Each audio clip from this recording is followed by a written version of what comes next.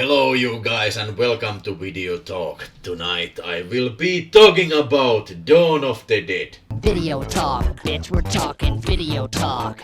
Get your video talk. You best subscribe.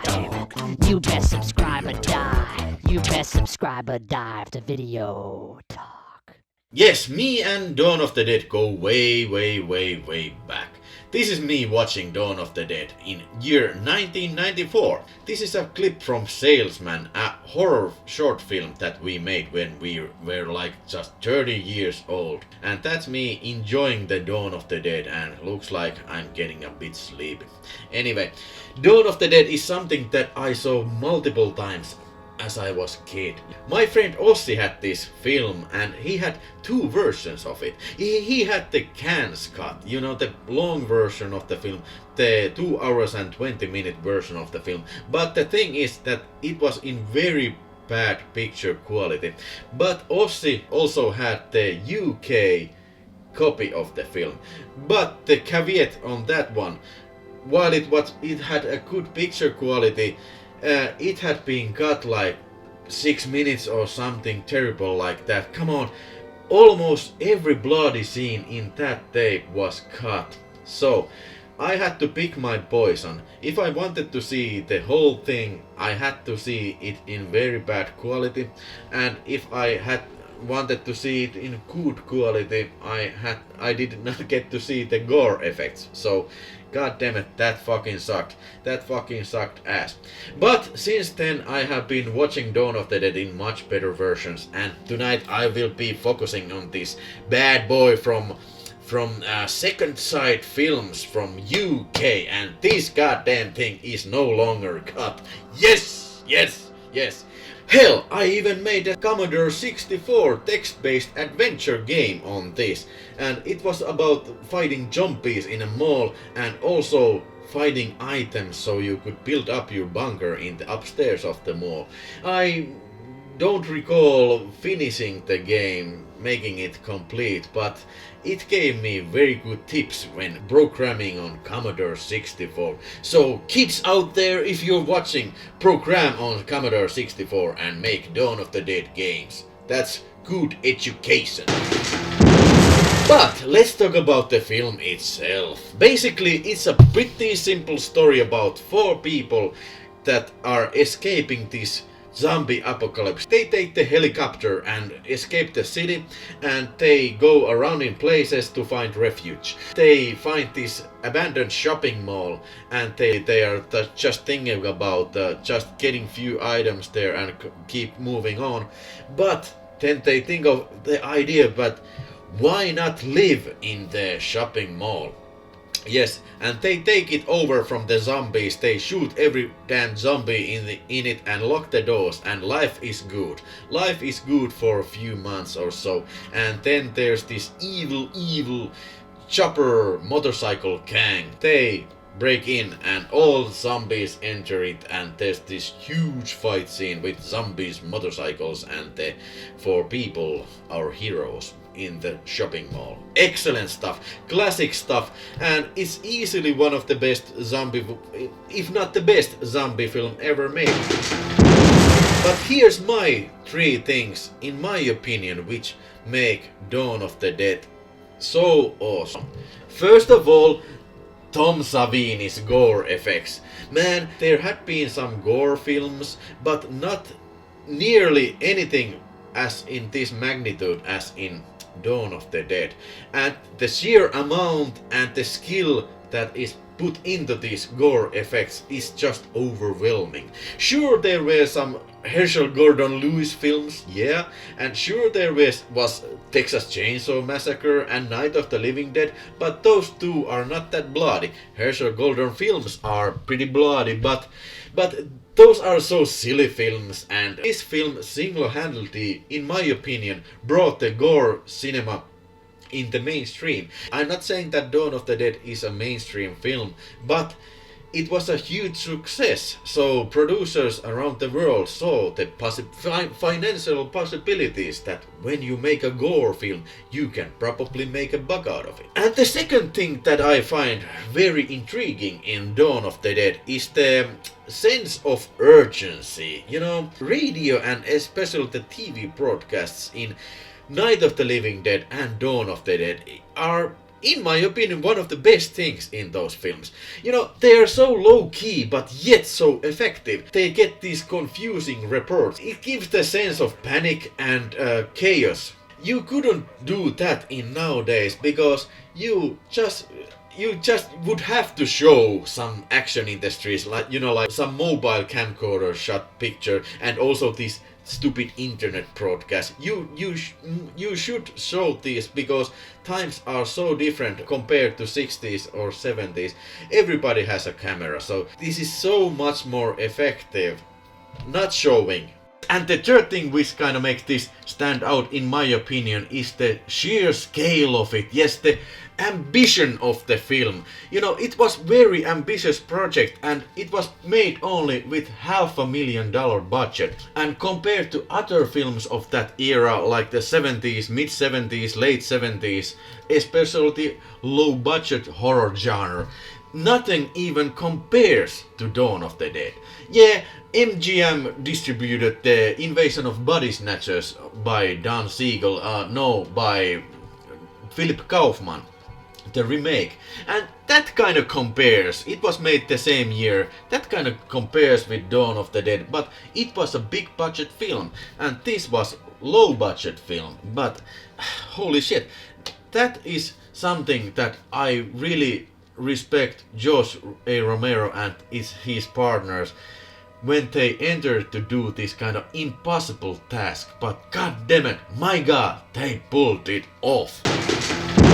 But before we take a look at this second side box, let's take a look about my other releases of Dawn of the Dead. Yes, here we have Anchor Bay release of Dawn of the Dead 2007. God damn, copyright is from 2007. And this is very old Blu-ray. Also, it's on one disc, so probably the bitrate is not that high. But I love the simple layout of this cover. Yes, and this kind of beyond high definition is also very cool. And then we have the Arrow Video special idiot release. Now this kind of windowed release of the film. Yes, I like these window boxes. Why don't they do those anymore?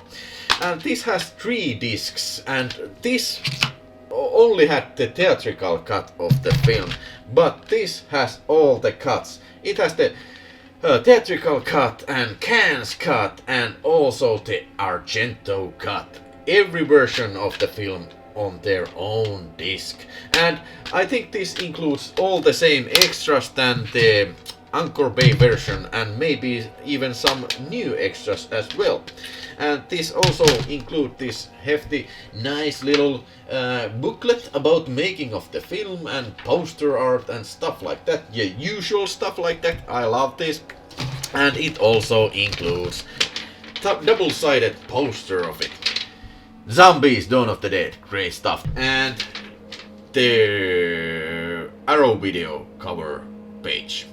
And also let's talk about a bit about the remake of the film Dawn of the Dead by Zack Snyder from year 2004. Yeah, many people like this, and many people even like this over the original. And I do like the film, but I don't think this is even a horror film. And I don't think this has too much to do with Dawn of the Dead, other than name, zombies, and the setting in the shopping mall. Come on, this could very well be a hotel or some military base where they're at, because this does not tell anything about shopping mall, anything about consumerism. It's okay, yeah, if that's your cup of tea, I don't blame you. It's got great scenes in it and gore scenes in it. This here is a Finnish Blu-ray or Nordic Blu-ray, and it's the unrated director's cut. I don't think this has even been released on R-rated cut on Blu-ray. I don't know. Now let's talk about this bad boy. Yes sirree, this is a bad boy indeed. I have not had the time to read about the novelization of the film by Susanna Sparrow, but you know, definitely someday I'm gonna read this whole thing because I am interested in the novelization of Dawn of the Dead. Yes, and this also includes essay collection about the making of Dawn of the Dead. I browsed through the poster collection, and this is the pages from the original script and exciting stuff like that. Oh shit, this is great stuff. This is great stuff. And this is the notorious UK release that I talked at the beginning of this video. The one that they cut like fucking 6 minutes. I suffered from that, you goddamn bastards! I suffered! That's my fucking childhood right there. This is the soundtrack collection. Of course, first we have Goblin soundtrack. Yes, this film has Goblin music in it. The Goblin, the Italian progressive rock band from the 70s, and this is a classic Goblin soundtrack, but in my opinion it's not their best work. It only has like 3 separate tunes in it, you know, and this hardly constitutes a full soundtrack, but here it is nevertheless. And this also includes a DeWolf library compilation part 1 and part 2. This is the non-Goblin music of the film. You know, all these shopping mall music and all these excitement music that was not made by Goblin, you know. Classic tunes from the film. Now the most important part of this great superb box set. Disc 1 includes the theatrical cut in 4K HDR10 format, original mono track and stereo track, and also the remix 5.1 track. And it also includes the commentary by George A Romero and Tom Savini and the producer Christine Forrest, Romero's wife.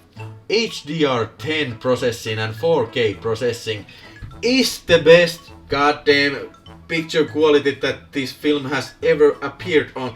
I have seen this film, you know, I have seen this even in cinema, and I have seen this on VHS multiple times. I have seen it on DVD. I have seen it on goddamn Blu-ray, and this certainly takes the cake, this version about it. But it comes with a caveat, because this 4K release is, like I said, it's with HDR10 processing.